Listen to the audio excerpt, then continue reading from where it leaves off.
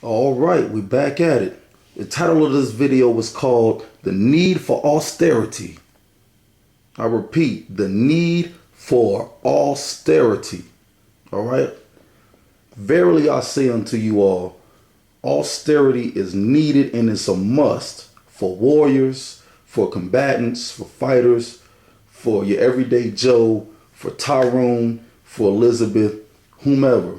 Now this video is going to be targeted towards fighters, warriors, and combatants, but everybody should indulge every now and again in an austerity or austerities. Okay, so you ask, what is an austerity? Okay, so we're going to spoil it all again like we usually do and look it up. All right. First, let's go to the root word of austerity. Austere or auster. Austere. Okay, austere. Severe or stern in disposition or appearance. Somber. Strict or severe in discipline. Ascetic. Asceticism. Without adornment or ornamentation. Okay, now let's go into the definition of austerity. The quality of being austere, severe and rigid economy, an austere habit or practice, austerity. All right, y'all. So, but before we get deep into that, let's talk about this, about being in the ring, being in a fight, being in a contest. A fight is like a war, y'all. It's likened to a battle. It's a fight for supremacy.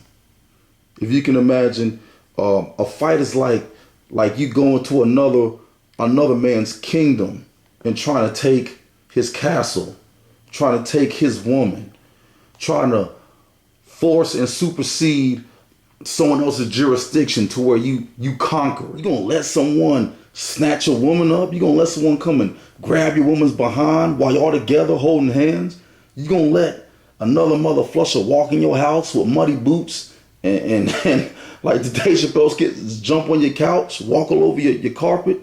You gonna let someone spit in your face? You gotta know the mentality of a lot of the young male fighters or a lot of the young males nowadays. This is how you gotta get at them to help them get they G's up. All right, so when someone comes into your jurisdiction, when you rule it as a king, as an emperor, you defending your kingdom, man. This is how you gotta look at a fight. It's fun and all that, but it's serious. You know what I'm saying? You gonna let somebody come and kiss your boo while you with her, man? Shoot. Hey, you out, sucker. That's what fighting is like. Yo, fighting, it is an art and it's fun, but it is also very serious. Now, when we think about classic fighters, old school fighters such as Foreman and Henry Armstrong and Dempsey and Sugar Ray Robinson. Who else you got? You got the Onion Farmer, Carmen Basilio. You got the Mormon Boy, Gene Fulmer, and then you got your cab drivers and your bus boys, your dishwashers. I'm only saying that because I hear a lot of folks refer to that a lot in the YTBC. But bus boys and dishwashers, those crafts are great jobs, which help form not only the discipline, but the work ethic, along with a host of other things, economic, mental, whatever. But those jobs help form the mentality of those fighters. For example, I washed over 1 million dishes in 1 month. Does that mean I can bust your head in the ring? No, it does not mean that. But you best better believe that when the loads look like they won't end, when the kitchen gets hot and overcrowded, when such and such calls out, when plates break and food is spilled, when it's so cold outside that it hurts to wash dishes because your hands are froze, when your manager or boss has an attitude, when soap gets in your eyes, you'll be there. Or you should, especially if you're dedicated to your craft, and you'll persevere and you'll push through to the end. Now, I tried to make a metaphor there with the dishwasher and the boxer, but anywho, any grunt job like that can be likened to the ills, the discomfort, the success, to the countless hours that a pugilist or a warrior must go through to become great, to be skilled at their craft, to become a better person, a better survivor, a better thinker, and so on. Now, I don't want to lose y'all, or I don't want to lose myself, really. I tend to do that when ranting and reminiscing, getting nostalgic. But back to austerity. Sucker, you ain't nothing. All right, austerity. There's an essential need for austerity, y'all. And that's spelled Austerity, austerity. Before we get back on the pugilist, let's spit a little bit on others who might go through self-imposed or sometimes forced austerities. All right? You got monks, especially the most famous, Shaolin monks, yogis, Buddhas, nuns, who else go through austerities? Marines, etc., and the list goes on. All right, so you may ask the question, well, what is a specific austerity, coach? What is an austerity? Okay, well, let's just name a few broad examples of austerities. Okay, you got deep prayer and or meditation. Meditation is a form of prayer, by the way. You got difficult and long breathing exercises, long abstinence from sex, long hours of stretching, hours of, let's say, cave dwelling or being in a sweat lodge, similar to a vision quest, long days of fasting, denying the flesh, and there's many other rituals and broad rituals that we can use. Y'all ever heard about these tribes around the world that use these stern, very demanding, you can call them austerities, but most of them are really rites of passage for boys to become men, such as, I think this is in Africa, I can't remember, I think it's a country in Africa, but there's one tribe that they put boys, young boys, in their rites of passage to become men atop of some tall kind of wooden structure or some type of tall cliff, and they tie a rope to their feet and ankles, and they push them off. They push them off this building, this structure, this cliff, and they make it where the rope is not the distance of the rope is longer than what it needs to be. It's not too long to where the boys will die, but it's just long enough to where when you see it, they have a special on it on National Geographic, and I'm sure you can find it on YouTube. When they push these boys off, their heads scrape and splash and bust against the ground, just enough to make it where they feel pain. Now, sometimes these boys may not make it through the ritual. They may pass away. They may get their head splattered. They may get a neck broke. You never know. But majority of the boys who do survive, that's the rites of passage. They become men. All right? And then I was reading about another one. There's another one in South America. I remember reading that the men of the tribe tie up the young boys, all their appendages. That means their arms and their legs. And they put them either on, right near, or on top of these dangerous ant piles. And these ants are, I think, South America, these are some of the most dangerous ants in that country in South America. So they tie the boys up or either on the pile, and they disturb the ant pile. All right? And these are vicious biting ants, y'all. And then, of course, you know what happens. The ants bite and attack the young boys that are tied up. And they stung and they get bit up and ate up all over. Sucker, look at you. Some of the boys pass out, some die, some survive.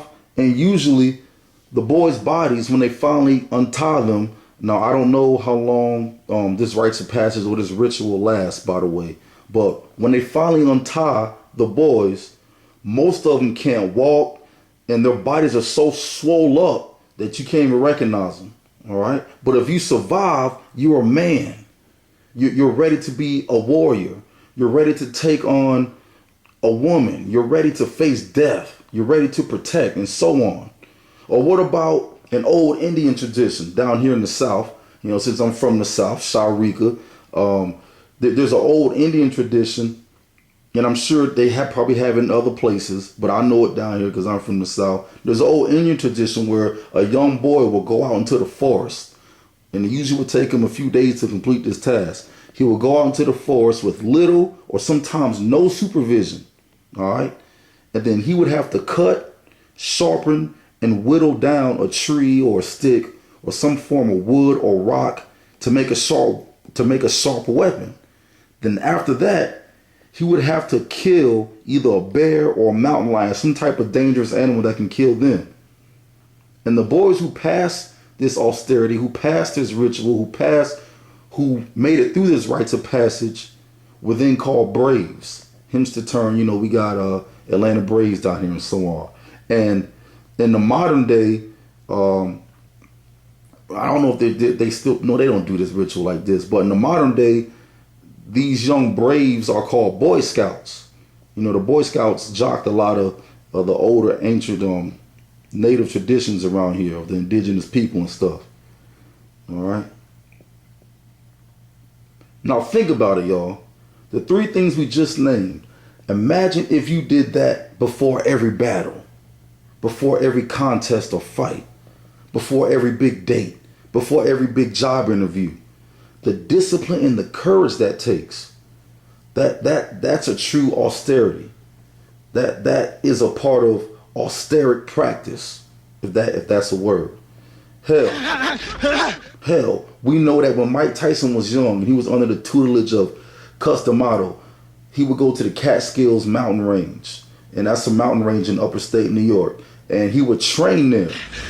And Mike Tyson comes from a long pedigree of old school trainers and fighters where without austerities, without strict and stern and almost insane discipline and feats, you won't be able to fight, for certain people, for certain trainers in certain eras, in my opinion. So it's either you do these austerities or you're not fighting for me. You don't take this shit serious enough, boy. If you want to play around, you better take up double dutch or hopscotch. And that's the mentality of a lot of these older trainers, a lot of these old heads. They swear ain't nobody tough enough, but I can see where they're coming from because, it's a different mentality, different world they was living in altogether. But one thing I will say is we definitely must keep a lot of those austerity practices. But anywho, before I lose task again, all those old school trainers were like, man, you got to do this if you want to fight. This is serious. You can lose your life in there. You got to do this if you want to be good, son. You got to do this if you want to be great, son. And you got to do this because I said so. So anyway, now we don't know what Mike Tyson did up in them Catskill Mountains. Yeah, we see bits and pieces of it on ESPN. We see clips of it. Maybe you got an old VHS, and I'm sure there's clips of it on YouTube, etc. But we never seen the slightest bit of what strange practices Mike Tyson was getting up into in the mountains. We'll never know or be able to see the slightest bit of the deep austerities that Mike Tyson engaged in while in the mountains. We'll never know to the full extent what Joe Louis was doing at that remote log cabin that sat near Greenwood Lake that was up under a mountain. We'll never know to the full extent what Henry Armstrong was doing up in the Mississippi woods. We'll never know to the full extent what Jack Dempsey was doing when he was going from town to town, from train station to train station, being the tough, rugged wanderer. And we'll just never know for sure. But I do know one thing for sure, that if it wasn't self-inflicted, someone either forced it on them or maybe persuaded them to indulge in austerity, some sort of austeric practices, some sort of deep discipline, some sort of exo or esoteric learning. All right. Now, a little side note or disclaimer. Now, this video is for everyone. All right. Anyone and everyone. Every combatant, every fighter, every warrior, every worker, old and young. It's for him, it's for her, it's for the cab driver, it's for the painter, It's for everybody and anyone who wants to get deep into their craft, who want to become great. But first, to get deep into your craft, you got to first get deep into yourself. You got to go deep within yourself. Okay, and that's what austerity forces you to do. Or austerities forces you to do. Now again, this video is for anyone and everyone, but the primary focus is for the up and coming warriors, fighters, pugilists, combatants, etc. Sucker, look at you. Now I already know what you're going to say and ask me. All right, just like the students I coach. You're going to say, Coach, why do I need to hike a mountain or go to some cave to be good? I got weights in the gym right here. I beat dudes down all the time. You're going to say, Coach, why do I need to roll down a long ass river? Why I got to swim against the current to get to the other side of a river? I got a pool at the gym. My grandpa got a lake house.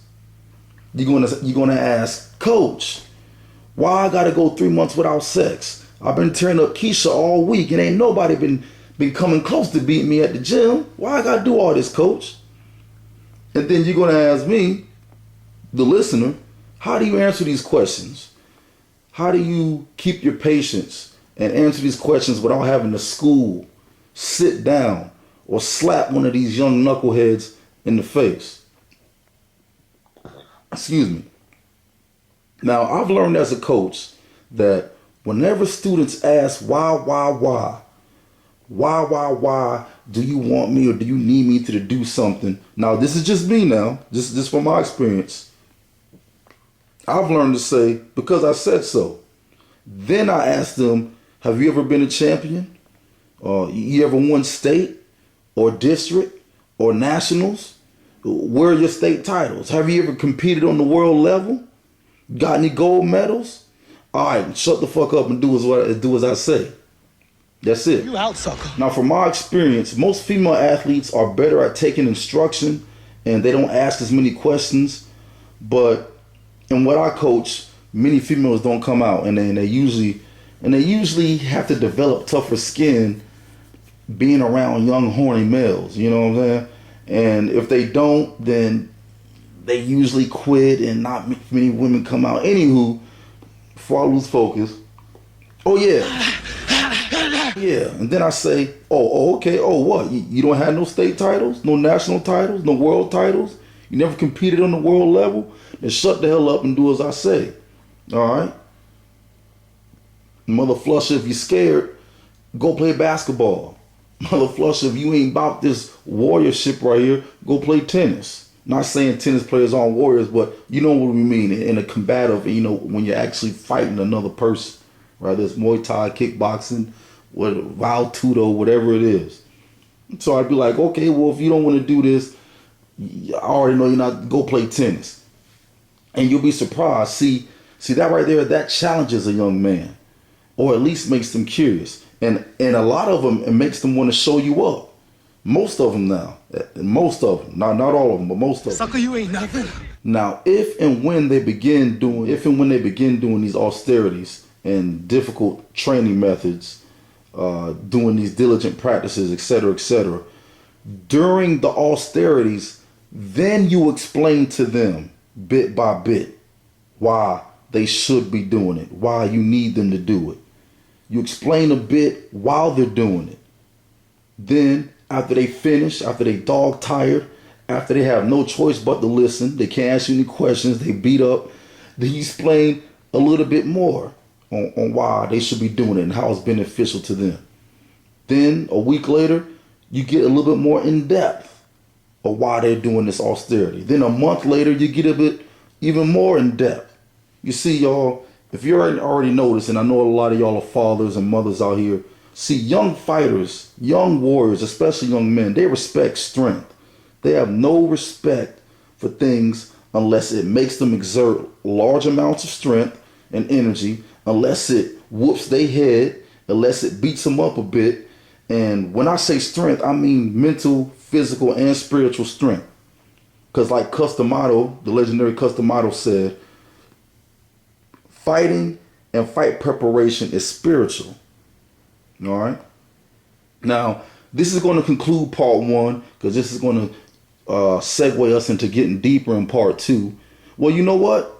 We already got some things set up that we're looking up. We make sure we're gonna put together the correct way. But for part two, if you have some things or certain austerities or certain questions or whatever you want to hear or learn about, just put it in the comment section. If we can put it together with a decent dialogue and have a little bit of decent information for it, we'll add it in part two. Now, don't get it twisted, y'all. The ex-combatants and current fighters that we kicks it with, we all still learning. All right, we all still learning and applying. So until next time, y'all, stay diligent, love and peace.